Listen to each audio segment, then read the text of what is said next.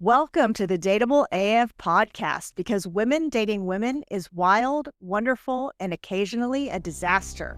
I'm your host, Dr. Sarah Kyle, a therapist in private practice. And I'm your co-host, Rachel Howell, researcher extraordinaire.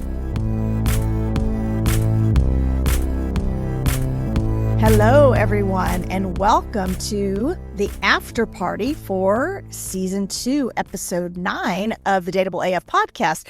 We are going to be talking today about the feedback we got from you guys about our episode on bisexuality. We called it El Camino energy. Is it a car or is it a truck? Nobody yet, no one knows. I got feedback and everybody's like, I don't know if it's a car or if it's a truck. So I don't know if anyone else was as amused by that title as we were, but I liked it. They were. I got some fun feedback on it, actually. I'm sure it's from an audience that actually remembers an El Camino. Remembers the El Camino? Those are classic now. They are. That makes me want one.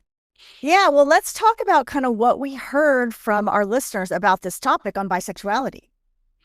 One of the things we talked about was just sort of the discrimination that exists out there with folks that are bisexual, that they don't feel that they fully fit in either camp.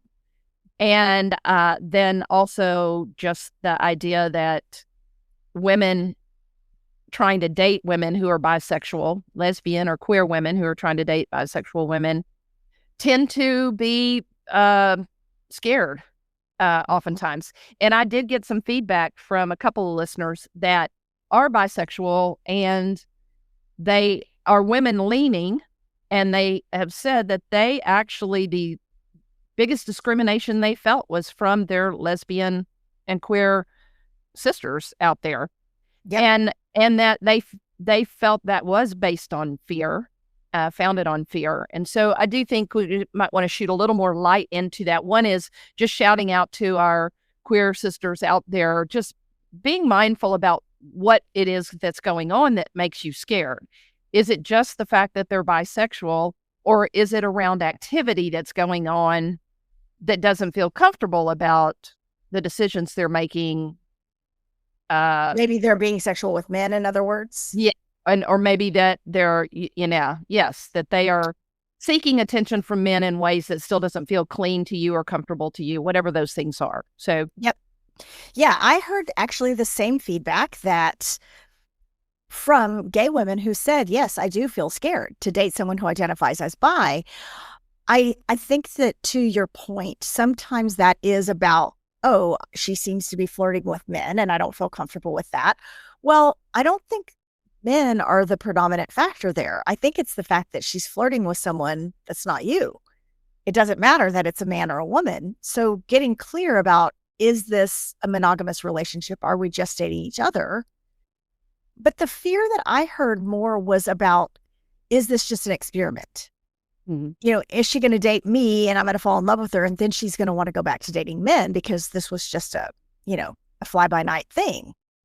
And I think if someone's truly identifying as bisexual, it's not that. It's not an experiment. Yeah, this is what I will tell you from my experience, or just how I feel about it, is that if you have bounced back and forth a lot, if you have gone and been with men in long term, then you've been with a woman, then you've gone back to men, and then you've gone to a woman, and then you go back to a man, I'm going to have an eyebrow raised at you.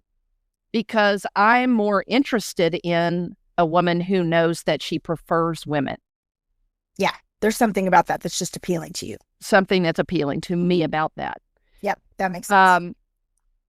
And so that could come across as, I don't believe that you're gay enough, I guess. And maybe it is. Maybe it is that you are not in, like, I prefer women who are very, very strongly into women.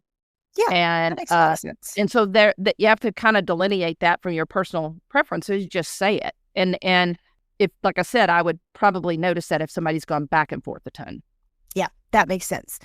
So the most important thing that I think we have to clarify in our after party episode is the idea that you might be going to prison. Oh, yes. We've got a lot of questions about that. In our episode, if you haven't listened to it, we were talking about, I said that one of my professors in my doc program said that you identify your sexual orientation by what you fantasize about when you're alone. And Rachel threw out a comment that she might go to prison for her fantasies. And after we discussed it a little bit more, I told her she's not going to go to prison. She might be going to county jail. I was relieved because, well, for a number of reasons. One was because I do believe if you go to prison, that's orange, and orange is not in my color wheel, and I don't look good in it. And then, I county jail is just black and white. Black and white, and that's kind of very much in my color wheel. Yeah, and they're not going to give you basic black. Yeah, it's going to be black and white stripes. I feel safer about that. And then for those of you out there that I got some texts, y'all wanted to poke around in my fantasy life. Oh, yes, you did. Y'all wanted to know what was up in the... What was going to send you to, you thought prison. I just wanted to clarify out there that I think the thing you go to prison with is if it's with someone underage, and that is not, I have not me. For a long time, and that is not what you're referring to at all. Let me be very clear that is not what I'm referring to at all. As a matter of fact, there's a friend of mine that will tell you that she's just about 10 years younger than I am, maybe a little more than that.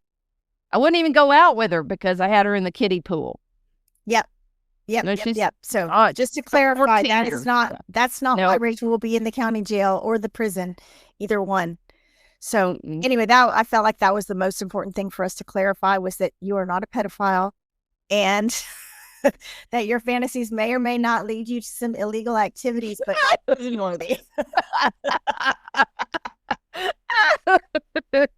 that's probably true. If you see Rachel creeping in your backyard and peeping in your window, just call the cops. It's fine. Wonder how long a stay you get for that.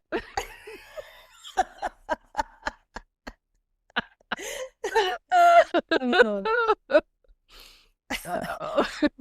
disrespect to any of our incarcerated listeners.